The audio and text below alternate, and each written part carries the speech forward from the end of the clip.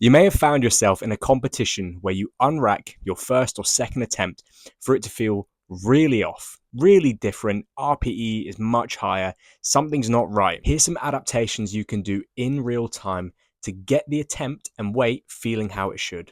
Oftentimes with squat, a weight tends to feel heavier when the rack height is too high.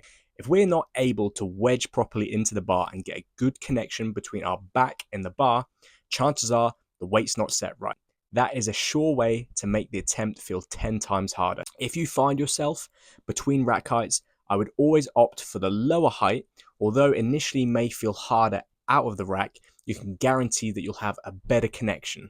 So bench press is where it becomes a little more complicated. I would always opt for the higher rack height purely because the main fundamental of bench is to create this position of extension and hold it for as long as possible. The problem with a lower rack height is I find it lessens my extension and makes it harder to get this nice tall position.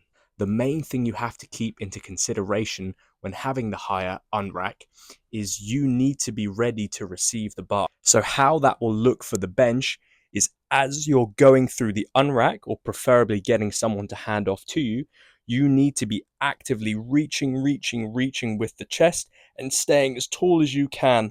The legs especially must be driving maximally to hold the chest in this extended and reaching position so that when the weight gets lower to you, the body is ready to receive the weight. If this doesn't happen, what will happen is as you get the weight, you're going to fold. You're going to go into protraction, you're going to lose the extension, and you're going to be essentially in a worse off position.